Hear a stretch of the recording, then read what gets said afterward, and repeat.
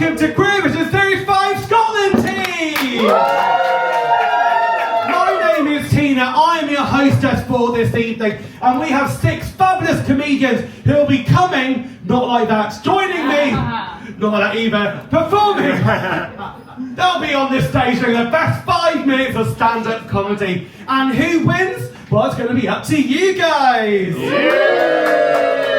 Now, what do you win if you win Queerovision Series 5? Well, the first thing is, you're going to get a life-changing opportunity in comedy.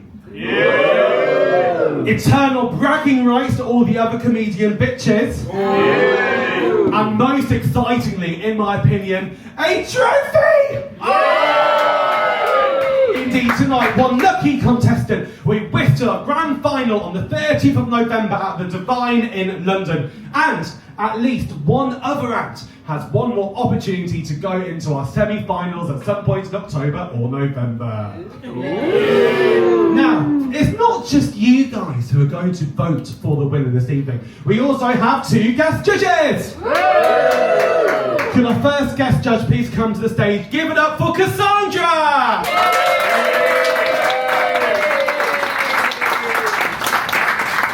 Now, Cassandra, have you ever seen the Eurovision Song Contest? No. Oh! No, it's not big because you are from America, right? What do you... It's okay, Melania Trump. Now, what do you know about Eurovision? Drag queens. Drag queens? Which drag queen did Eurovision?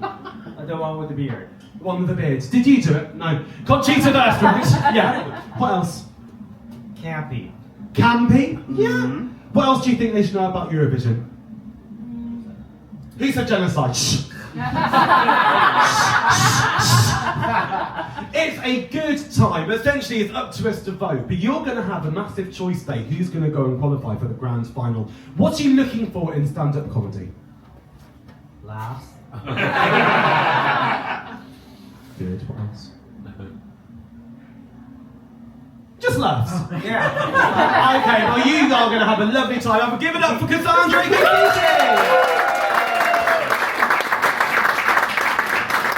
Now we have another very special guest judge. Please give it up for Gareth. Where is Gareth?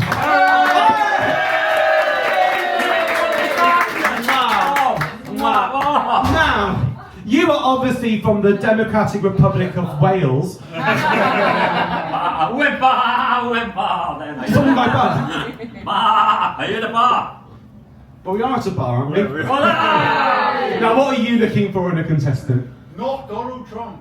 I'm not Donald Trump, I'm Teena, carry on. We've got a lot in common, obviously. I like a bit of alt-real kind of, a good kind of narrative with a message I can take away that might change my life.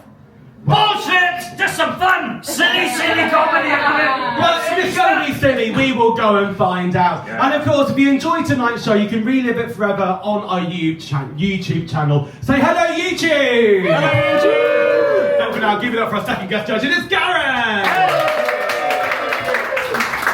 Now, we're going to find out later how you can vote and how the voting system is going to work. But now, we're going to head on to contestant 1! I'm just getting my video out. Can we just go contestant 1? Contestant 1. Contestant 1. Contestant 1. Contestant 1! Thank you very much. Hello everyone, I'm Owen P. Just as a side note, don't you get the impression that Teena was just an absolute handful at school? I love you, Teena. And with that, I was out of the competition. Yes. Yeah, I'm Owen P. Thank you so much for having me. I will be up here for about 5 minutes, so just so you know, the glory hole in the men's bathrooms will be out of action for about 5 minutes. I've got any mathematicians in tonight? No? Probably all out getting laid, aren't they? Very sexy bunch, mathematicians, you know, but they're just like us. They're just like us, except, you know, there are some differences, like their Halloween outfit, when they wear a sexy police officer, their handcuffs are equilateral triangles. Have we got any parents in tonight? Woo! Yeah, a couple of you. Hooray! Yeah. I'm a parent as well, and yep, I'm on antidepressants as well. Yeah. It's interesting actually, because like when I was speaking about my antidepressants to my doctor, like she was describing the symptoms, and I couldn't help but thinking she was just describing any parent ever. Like, are you constantly tired? Are you often irritable? Do you occasionally think you've lost all hope? Yeah, it's interesting that. I am proudly working class. We got any working class people in? Yeah. Oh god, watch your bags, everyone. I am trying to get more stable. That is financially stable. I'm already quite emotionally stable, at least according to my mummy. I try to build a bit of a nest egg, and so I thought I'd invest heavily in retail. And by that, I mean I've just taken up shoplifting. I actually am doing all right for it. I recently bought my second holiday home, everyone. Ooh. When I say second holiday home, it was recently pointed out to me that tents don't count. Apparently, if you can forget your holiday home at Glastonbury, it doesn't count as a holiday home. Actually, like I would like to get into kind of property investment. Like I read this great property investment book the other day. It was basically they had these three kind of paths to it, and I ended up choosing the third one. I decided to build a house made of bricks. It turns out that third little pig really knows what he's talking about. I haven't had a single big bad wolf. But yeah, a bit about me. I got into comedy about 18 months ago. That was actually when I got sober. I'm 18 months sober today, everyone. Thank you very much. Yes, you should applaud. Otherwise, I will relapse. It will be your fault.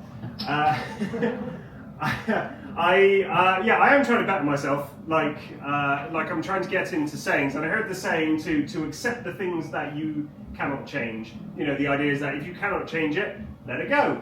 I do think that saying has its limits, though. The other day, I kicked someone in the shin, and immediately afterwards just went, "Get over it."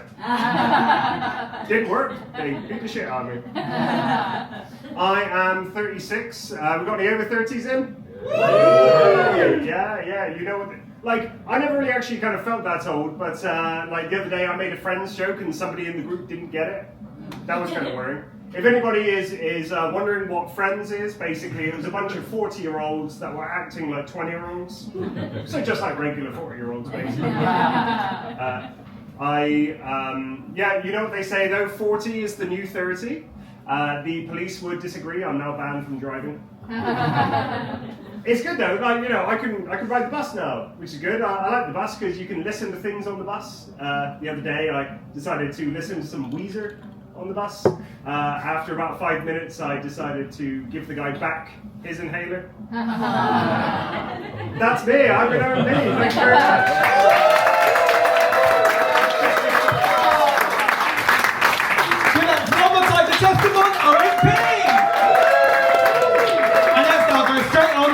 Contestant 2!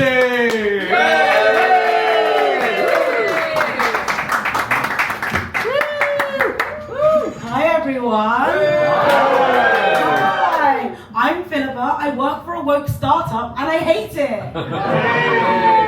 Yes, I do. I mean, so I joined my company because they advertised everywhere a diversity first policy. But I've started to think, can you really use the word diverse if every single person is gay? I mean, I started my company straight and engaged to a man. But the power of FOMO and tits, very powerful duo. And I do think it's quite crazy to come out as bi when you're 30 and engaged.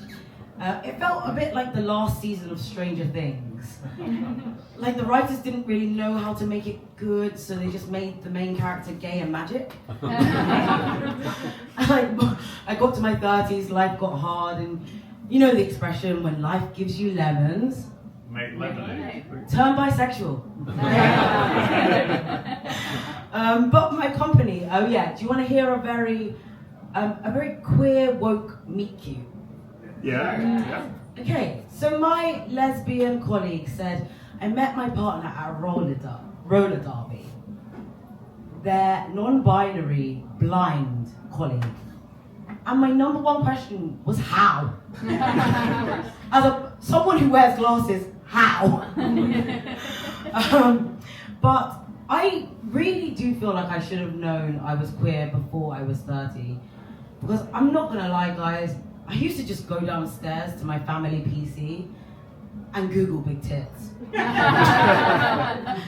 Do you know what? It was actually before Google. This was the Ask Jeeves day. I was asking that butler to serve up some big fat titties. Every single night.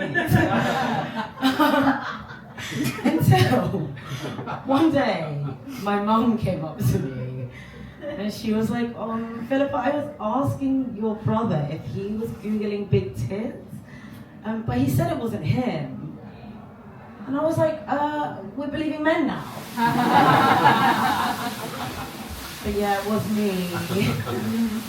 And she said, oh darling, I know you're not that blessed in the breast department. But you don't have to do that. I was like, yeah, Mum. I was just Googling big tits to manifest bigger breasts for myself. I was manifesting, queen. No, I am low-key scared to come out to my mum because she's quite Christian. For example, she doesn't support vegans because they eat Satan. And when I came home at like 16 with a bottle of vodka, she said, "Hey, Philippa, no unwanted spirits in my household." And the other thing is that she's Ghanaian and she has this thing where she says, "Hey, Philippa, in Ghana, there were many men I thought might be gay, but they have wives at home. Think about your Uncle Bernard." I mean, I did think about it, and I'm 100% sure Uncle Bernard is sucking dick. So I said to her, "Mom, are we really believing men now?" That's been my time. Thank you guys so much.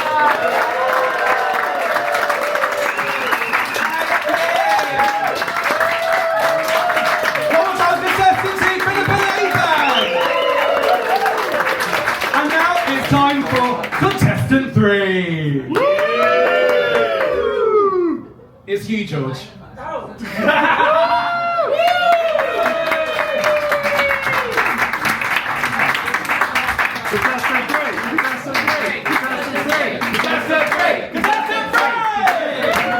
Contestant 3 is my mother's name. So hey guys, how are we doing? So believe it or not, I am gay. I'm actually just better at being gay because I can still do shit even with these. So challenge accepted.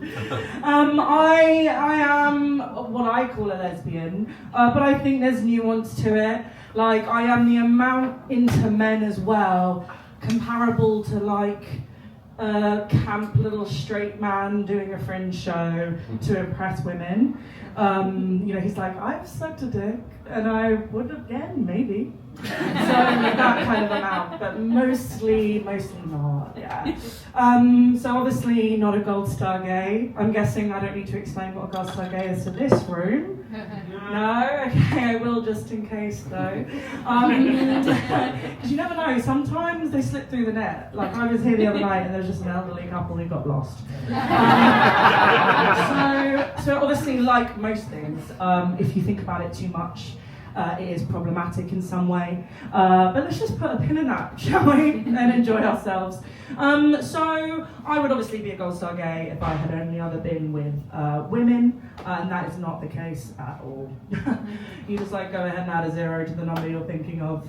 Yeah, like not a gold star gay, maybe more like a swamp mud lesbian. Yeah, like a Shrek ate pussy. You've generated some AI. I know you got it.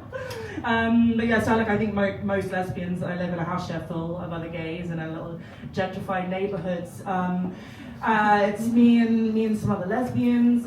We tripped and fell on a carabiners court together, and that is a housing contract.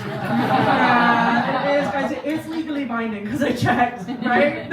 Because actually there is such a thing as too much estrogen in your life. Like my life is like a Greta Gerwig movie. It's just a little too much. But yeah, we live in our house. Well, so okay, actually it's not technically lesbians. It's me and 3 very femme, straight passing bisexual women. We got any bisexuals in the house? I love you guys, my greedy goddesses. No, obviously that is a tired stereotype. You guys are not greedy. You have choice paralysis.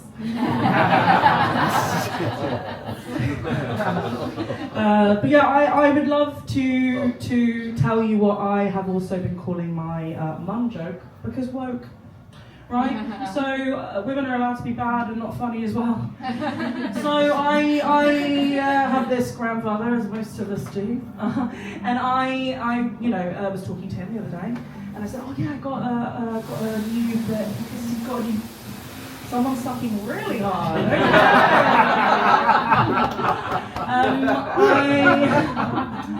Side note, women with pussies, do you ever just get like grief that you don't have a cock and you'll never know how it feels? Yeah, mine. Just a strong yes from over there somewhere.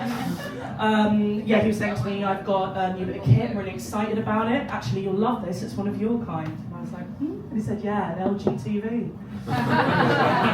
If you could boo me and groan, that would really help. Because, it's like, I reckon if you got that at a Christmas cracker, you'd be so pleased. Okay, well, that's been my time. Thank you so much.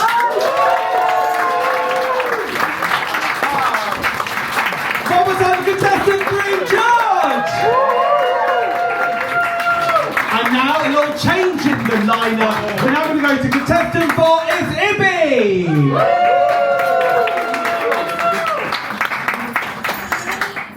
What you're all thinking. Freak! That was you all calling me a freak, by the way. I'm not hate criming anyone here right now. It's fine, you all seem lovely right now. No, I am a freak. I am a bit of a weirdo. I realise that. I realise I look like a freak as well. I realise I look like I was rejected from clown school. I realise I look like I studied equestrian sciences. I actually did theatre studies. Doesn't make it any better. No, I am a weird person, and I'm a weird adult because I was a weird kid. I thought I could share some reasons. Some ways in which I was a weird kid, if that's okay. If not, I don't care.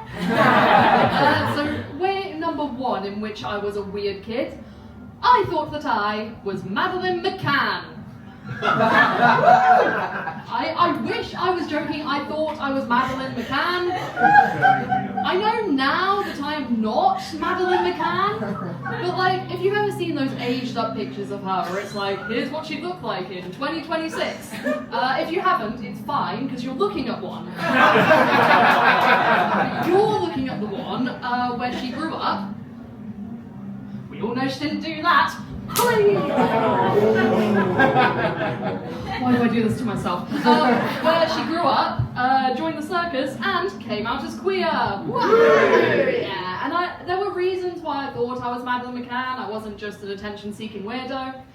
I am an attention-seeking weirdo. That's the point. I look like her, okay? She went missing on holiday in Portugal while I was on holiday in Spain. And I also thought I was Madeleine McCann because I've got these really weird memories of my parents drugging me when I was younger. Moving on, anyway. Reason number 2 in which I was a weird kid is that my favourite toy growing up was a bit inappropriate.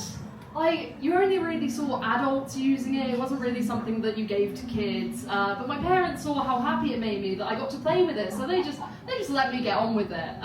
My favourite toy, obviously, was Microsoft PowerPoint. Yeah, I was a corporate weapon at 7 years old. For my birthday that year, I got a black Sheila and a membership to third space. Bumper year for me, bumpy. I loved Microsoft PowerPoint. I made PowerPoints about everything, okay? Made one about Madeleine McCann.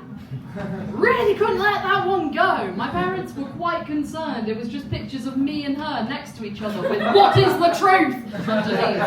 And I also really liked the show Blue Peter. If you don't know Blue Peter, this educational show, been going since the 60s, very wholesome. You can tell it's wholesome because none of the presenters have been outed as pedos. Yet. Always time. And so I made a PowerPoint about Blue Peter, and for it, I got my Blue Peter badge. Just a normal one, sorry, no gold, not for my PowerPoint, not yet. It's not saved the world. My greatest achievement though. Shit way to get a Blue Peter badge though, isn't it? I mean, other kids, they're off doing these big adventures or doing something that saves the planet. Me, I was choosing between Star Swipe and Dissolve. And the third way in which I was a weird kid is that I was a nudist. I was a very naked kid. You might be thinking, Ibby, how do you know that? You know, you were a child, you don't have memories. It's because there's pictures. There's a lot of pictures. There's so many pictures to the point where it's like, I'm not calling my dad a nonce, but if you saw his hard drive not knowing I was his kid, you have some questions, you know. And that's fine for like close family memories, whatever. But one day my dad took a memory stick to work and had some slides about, some slides about finances or something. I don't know what my dad does for work. I still don't. He plugs it in on the computer, and up on the screen in front of his whole team is not his PowerPoint about finances, but about 12 pictures of me, naked, and my Blue Peter PowerPoint presentation. It was quite upsetting, actually. The girl that he was having an affair with didn't know that he had kids. Worrying, actually. And I think the issue is with all of these things, okay? I was a weird kid, and I had all these weird things. I felt like I didn't belong where I lived, and I had this really strange fixation on something that kids aren't really meant to fixate on. I had this massive aversion to clothing.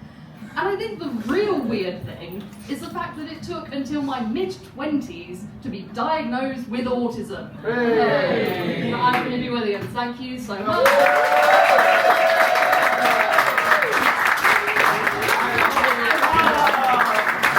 Okay, one more time for contestant for Libby Williams. Now, we have another change of the lineup now. Please welcome to the stage contestant 5, Tom Dowd. Yeah, that's right. An alpha male has taken to the stage. No?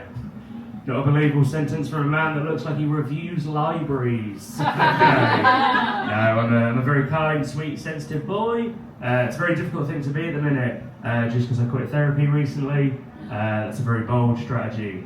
The issue is I'm not in a financial position where I can afford like in-person sessions. So what that meant is all of mine was done via text, which meant that it was all done via text. I don't know if anyone here has ever tried to be sort of genuinely emotionally vulnerable when autocorrect is a very real and present threat. Just because in the height of it I sort of struggled with feeling quite numb and emotionless, and I was explaining this to my therapist and he said, Tom, for what it's worth, you come across as an incredibly empathetic person. Is I'm sure the message he was trying to send me. The one that I got was, Tom, for what it's worth, you come across as an incredibly pathetic person. Oh, that's a very difficult message to receive from a medical professional. Just because that feels a lot less like a typo and an awful lot more like a diagnosis. So the final point where I realised I had to quit was I got a message from him out of the blue saying, hey, just wanted to say before we kind of start this week that in your pre-session assessment you indicated that this week you were far less likely to kill yourself. Yeah. And then a little confetti emoji.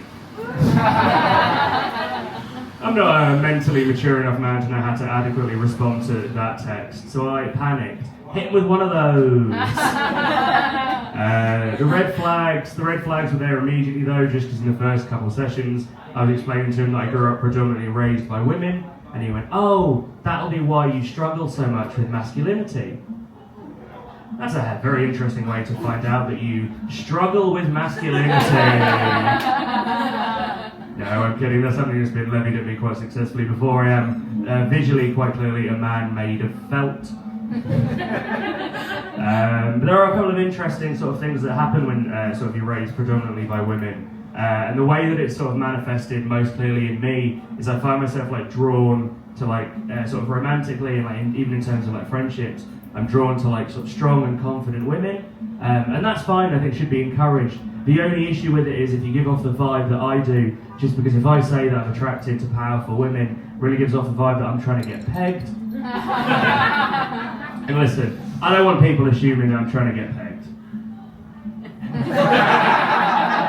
You don't want them to know.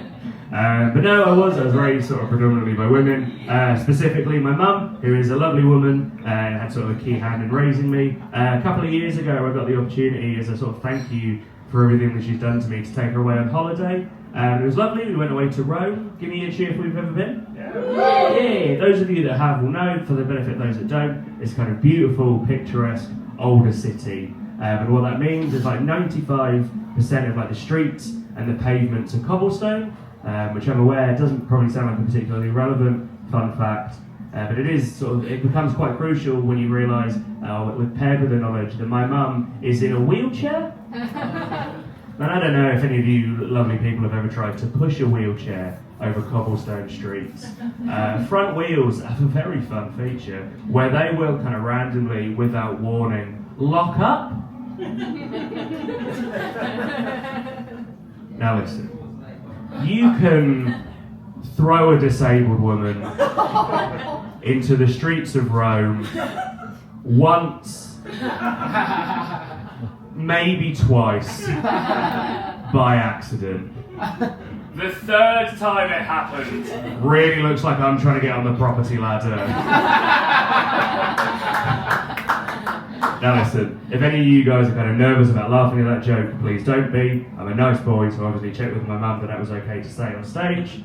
And she said, yes, of course, Tom. The only change I really make is I just change the ending slightly. And I was like, of course, do you mind if I ask why?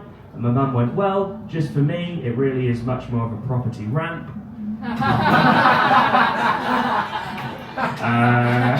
But no, my dad's still in my life. I just have quite a weird relationship with him. And he invited me, he called me out of the blue the other day, and the first time in 25 years he was like, I've just started seeing someone new, and I'd love for you to sort of come out and get to know her. And I agreed to it, and we sort of went out for dinner. It was going all right up until my dad left the table to kind of use the loo, and it's now just me and her sat there, and there's an extended period of like awkward silence.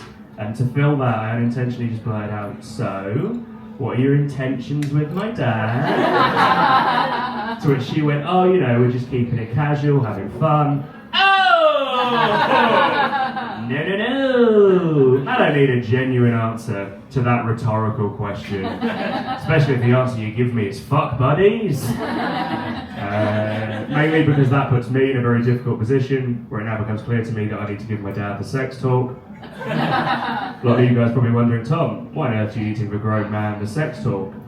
He gave me mine when I was growing up, which just means that I know for a fact that man doesn't have a fucking clue what he is on about.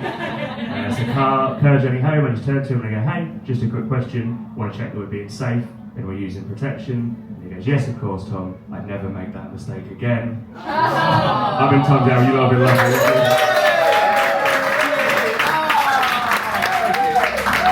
Contestant by Tom Down!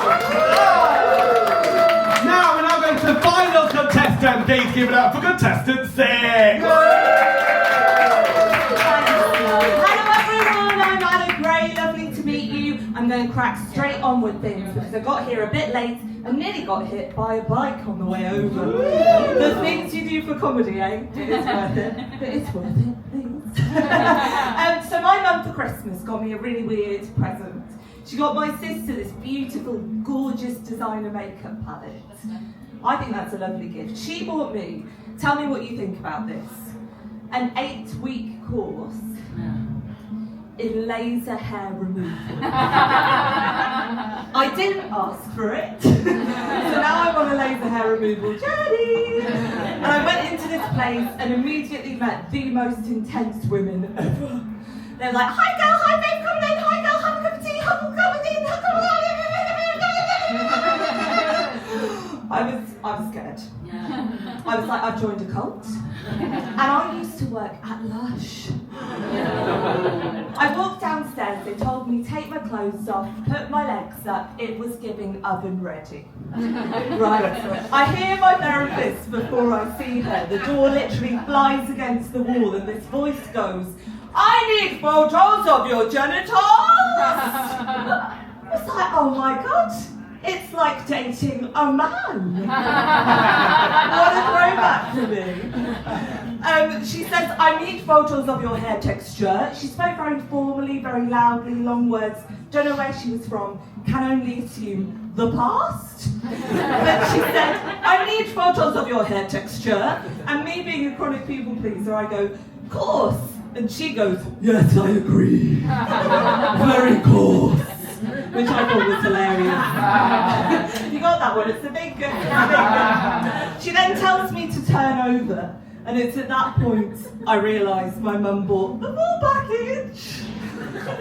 I don't know about you, I don't often look back there because I'm not an owl. Turns out there's quite a lot of hair. The gays might know about this. I wasn't such an expert. She says, open up your anus. What a way with words. I imagine, as I put a hand on each cheek, that it's like that scene in Aladdin when the Cave of Wonders opens for the first time. How dare you disturb my slumber? And there is a magic carpet inside.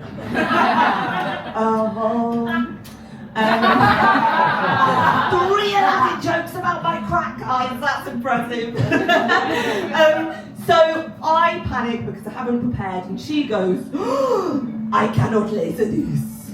It is full of hair! She actually said that. So you'd never go there again, right? Awful experience. I had to return 7 times. I got really into shaving. I bought the best razors. I don't know if anyone here has shaved their arse before. Allies. I would describe it as the itchiest experience imaginable. I was waiting for the Bakerloo line like I was in Riverdance, like.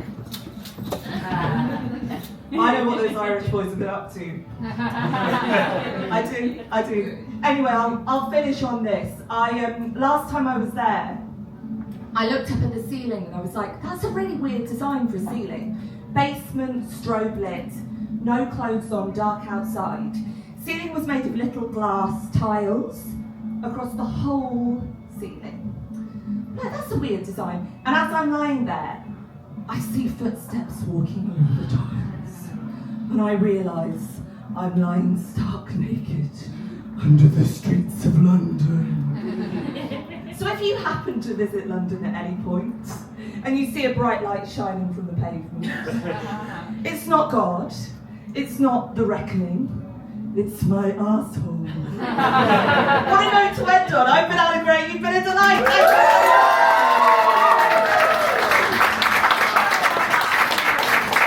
And one more time for contestants, it's Alan Gray!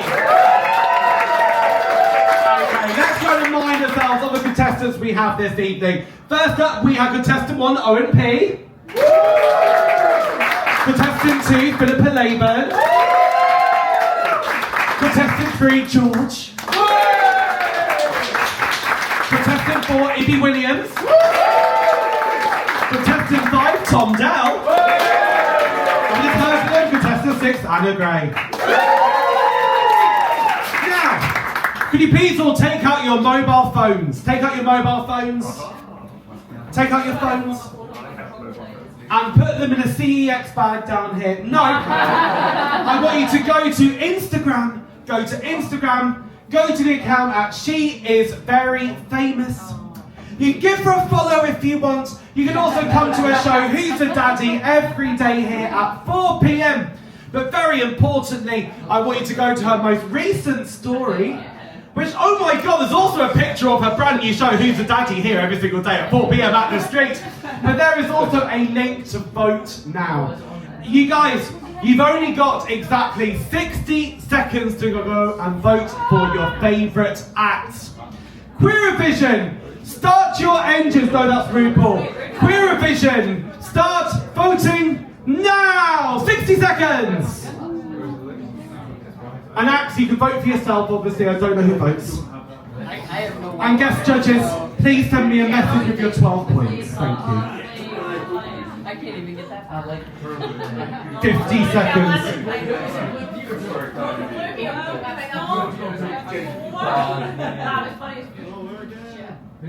Hi, Jamie. She is very famous.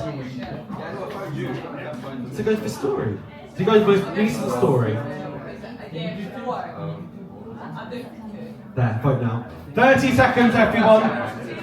It's going to take more than 30 seconds to work out how to use that app. You have to go to the most recent story. We've already had 12 votes through. So go to the most recent story. You've done it, alright. Who couldn't do it? 20 seconds. Okay, most recent story, George.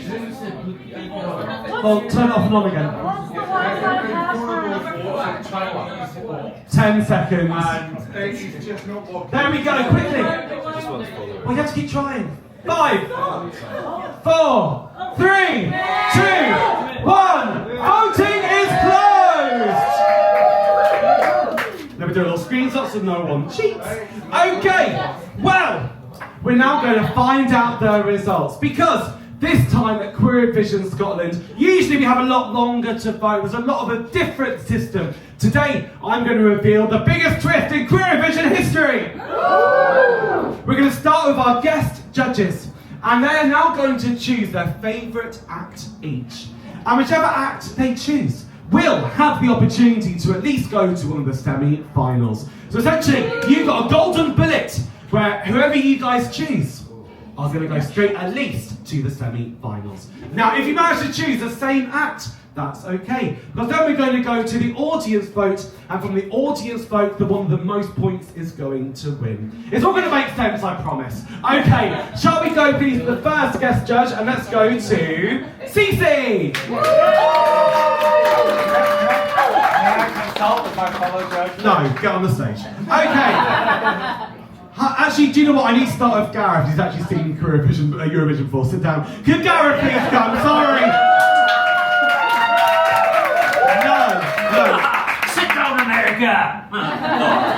Hello. Did you enjoy this fabulous show?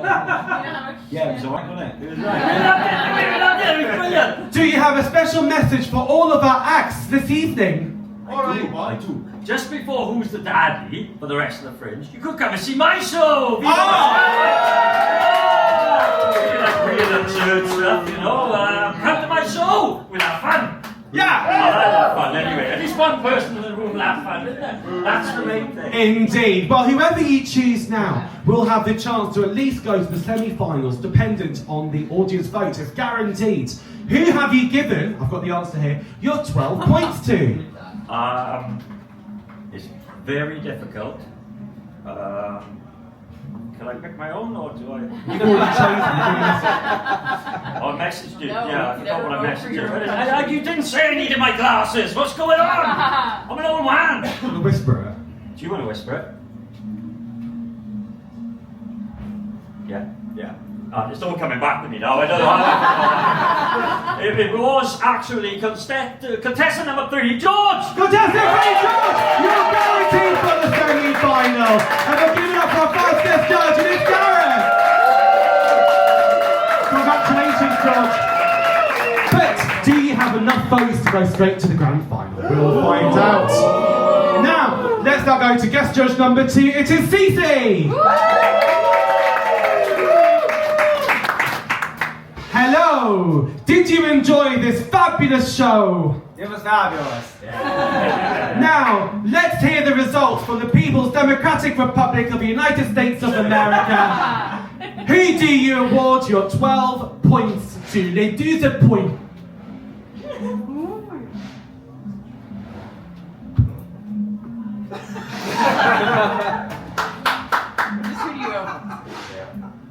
Nothing left for you about this. You've already forgotten, that's hilarious. Is that on there?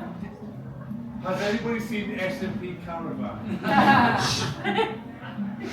Contestant number 6. Contestant number 6, Anna, congratulations! Fabulous season! Anna, you're guaranteed a slot in the semi-final. Now, here is the moment of the twist. Because we already know that George and Anna, you are guaranteed a slot in the semi-final. If one of you is the top scorer of all the audience votes, you will go straight to the you'll go straight to the grand final on the 30th of November. The other act will go to the semi-final, and no one else will qualify this evening. However, if another act has more points than you from the televote, they are the only ones who will go straight through to the grand final, and both of you will have to act again to go and get through to the grand final. Now, we're going to start off today by just giving all the contestants a round of applause, please. You're the fabulous stuff. But only one of you could go through. Now, I can reveal, I'm looking at this, it's very interesting actually, because something has just changed.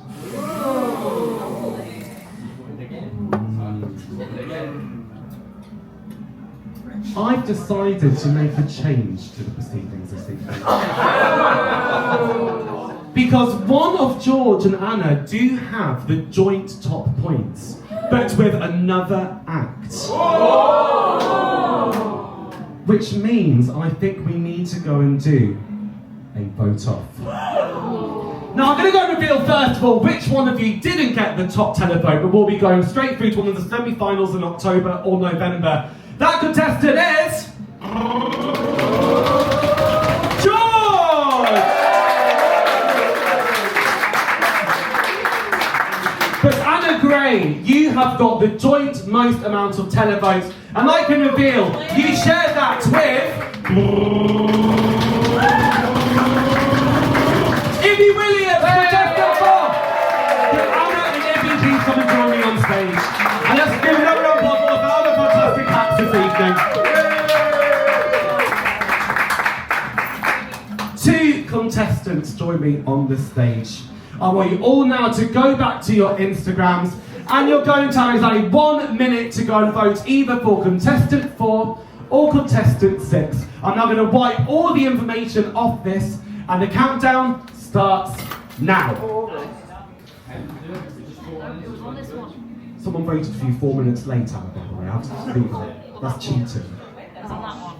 Okay, I've got to vote for 6. Only 6 or 4. Whoever just voted for OMP, it's too late, sorry. Yeah, it is too late. Where were you? 50 seconds. How are you feeling, Anna? How nervous. But remember, the act who's going to go straight through to the grand final will have to perform 10 minutes of stand-up comedy on the 30th of November. And the other will have to do another 5 minutes with their own personal jury member at the Divine in Dalston. 30 seconds, everyone. Are you excited, Libby? Are you excited? Congratulations for getting at least to the semi-final.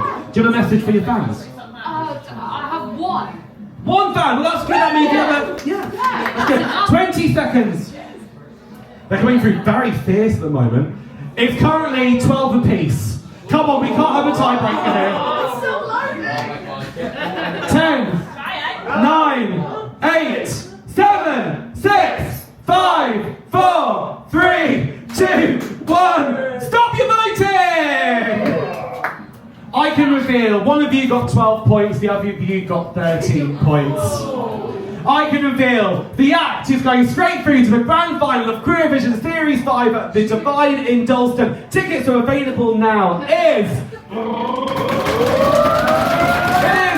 Contestant 6, Anna Gray!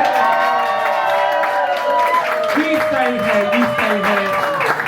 Now, darling, I'm going to give you a massive applause. Thank you so much for coming along. But give it up for our semi-final qualifiers, Ibby Williams!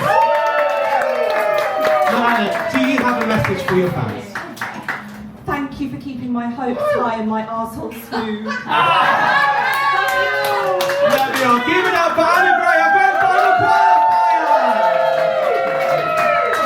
Hi everyone, this has been Queerovision Series 5, the first ever Scotland Heat. You want a good time?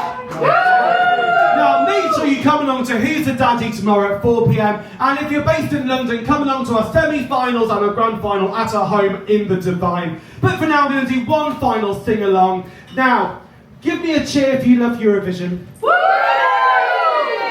Give me a cheer if you love Eurovision songs with a violin. I need to go and remind you as well, we are part of the PBH Fringe, where essentially we have lots of fantastic programming here at the streets and other venues. If you enjoyed tonight's performance, essentially I want to get all the other acts drunk and at least get a Coke for Owen. Please be sure to go and donate something. If you were to go and see a mass murderer, it would cost you at least £25. Here, you know, we're not expecting that much money, but anything you could donate would be much appreciated. But yeah, let's go and do one final sing-along. My name has been Teena. Thank you very much, and here's a fairy tale.